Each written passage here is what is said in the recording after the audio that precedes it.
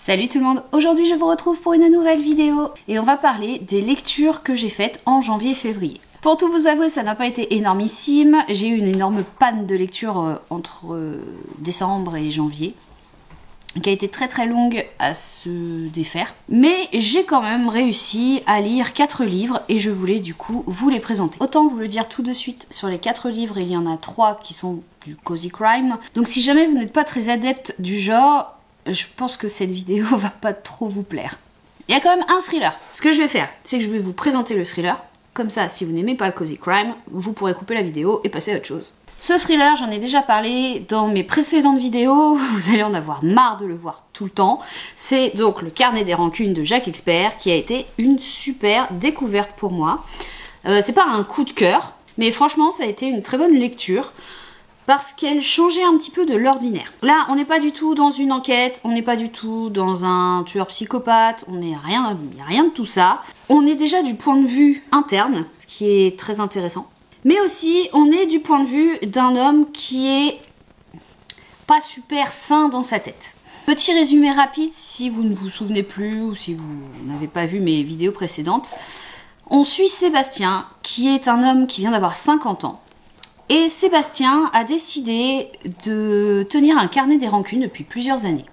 Dans ce carnet des rancunes, il va écrire le nom, le prénom, toutes les infos possibles et imaginables sur les gens qui lui ont causé du tort à un moment donné. Alors ça peut être un petit tort, genre le voisin qui appelle les policiers pour une fête qui est un petit peu trop bruyante. Ça peut être un amour de jeunesse qui s'est moqué de lui. Ça peut être plein de choses. Arrivé à 50 ans, donc, Sébastien décide de solder ce carnet des rancunes. Il va donc vouloir se venger de toutes ces personnes. On est ici face à un personnage principal qui est extrêmement rancunier, qui n'est pas super, comme je l'ai dit, sain dans sa tête et dans ses actes.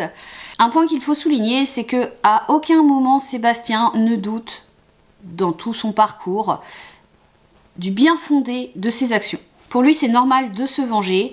On est face à quelqu'un d'extrêmement narcissique. Visiblement, il en veut particulièrement à une personne.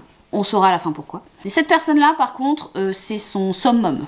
Tout au long du roman, du coup, on suit les petites balades rancunières de Sébastien qui va s'amuser à inventer des plans assez machiavéliques pour rendre la monnaie de leur pièce aux gens qu'il a inscrits. Alors, pour ma part, c'est suffisamment bien écrit pour que ça ne mette pas le lecteur mal à l'aise.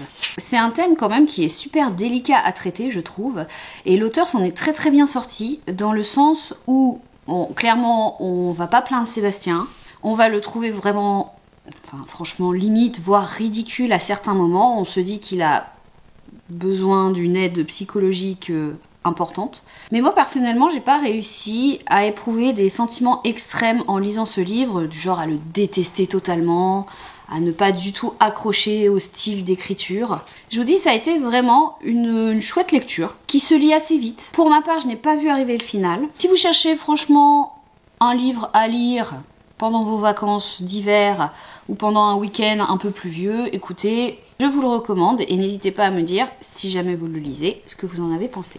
On continue et cette fois-ci, on va passer dans l'univers du cozy crime. On passe du coup à ma première lecture de 2024, qui s'est déroulé début janvier, donc on était encore dans les fêtes de fin d'année. Et il s'agit de Meurtre à Balmoral, qui est un cozy crime, grand format, comme vous pouvez le voir. On suit la famille royale anglaise lors de son repas de Noël.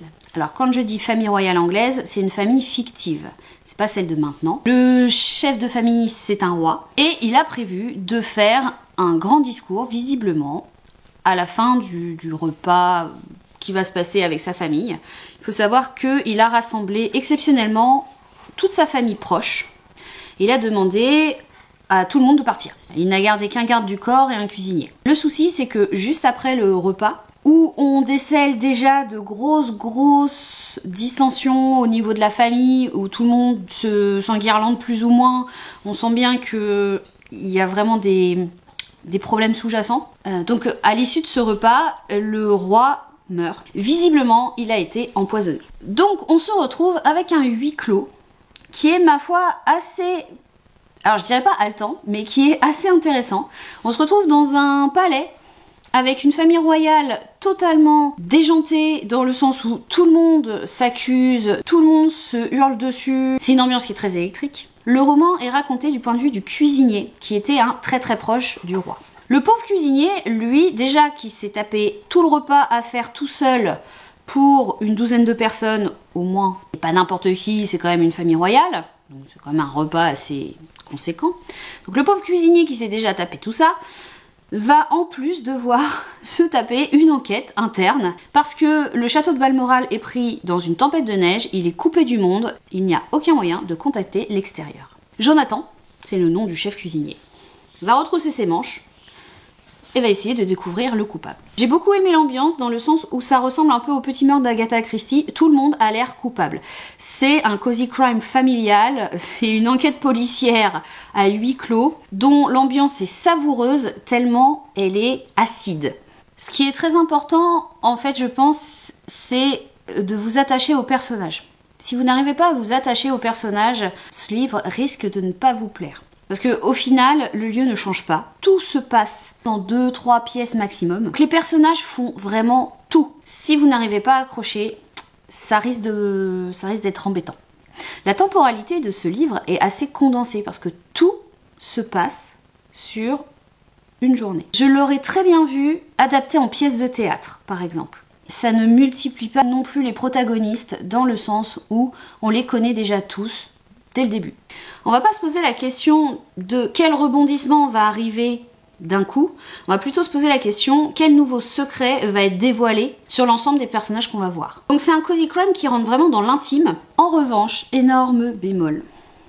Alors ça ne concerne que moi, je précise. Autant j'étais très enthousiaste sur tout le déroulé du livre, autant la fin ne m'a pas plu du tout. J'ai eu l'impression que ça tombait un peu comme un cheveu sur la soupe. C'était pas la conclusion que j'attendais. Alors ça m'a un peu gâché le truc. Mais bon, comme c'est la fin, disons que j'ai pris énormément de plaisir à lire les 98% du livre. Après, peut-être que vous, cette fin vous conviendra parfaitement. Encore une fois, ce n'est que mon avis et je vous encourage fortement à le lire pour vous faire votre propre avis. En parlant de huis clos, je vais continuer avec la lecture qui a suivi tout de suite Meurtre à Balmoral, et c'est ma deuxième lecture de janvier. Il s'agit des 3 Dahlia, Meurtre à Aldermere House. Par contre, celui-là, j'ai tout aimé. Du début à la fin, j'ai vraiment tout aimé. La fin, aucun problème. Par rapport au premier, aucun problème. Là, on est sur un livre totalement différent. Ça reste un cozy crime. Mais un cozy crime qui va se dérouler dans le milieu du cinéma. Lettice Davenport a été une romancière extrêmement connue. Je pense que ça a été un peu calqué sur le personnage d'Agatha Christie. Pour vous donner une référence du monde réel. Lettice Davenport, donc, grande romancière de romans policiers qui, comme Agatha Christie et sa Miss Marple, a aussi son héroïne, Dahlia Lively. Ce cozy crime, le huis clos, va se dérouler sur un week-end. En gros, une équipe de tournage qui veut faire un film sur Dahlia Lively va organiser une convention au manoir même où la romancière a vécu. Dans ce manoir, il y a la famille qui accepte la convention, mais visiblement qui n'est pas non plus hyper à l'aise avec cette idée-là. Il va y avoir l'équipe de tournage qui va arriver et il va y avoir aussi, comme dans toute convention, des fans qui ont acheté leur place et qui vont assister à des conférences, rencontrer les acteurs, etc.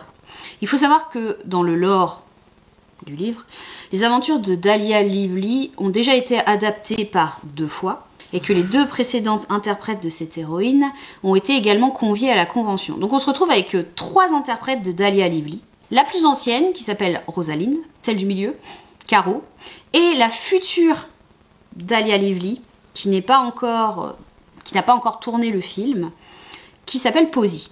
Les 3 ont des caractères très distincts.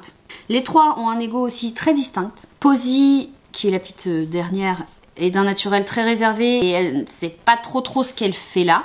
Niveau confiance en elle, c'est 0 pointé. Caro, qui est la Dahlia Lively du milieu, qui a joué du coup dans une série, est plus du genre fonceuse, téméraire, elle n'a pas froid aux yeux. Et la toute première, Dahlia Lively, qui a joué dans visiblement le premier film, Rosalind, elle a déjà un certain âge, c'est pas une grabataire non plus, et disons que comparé aux 2 autres, elle a déjà un certain âge.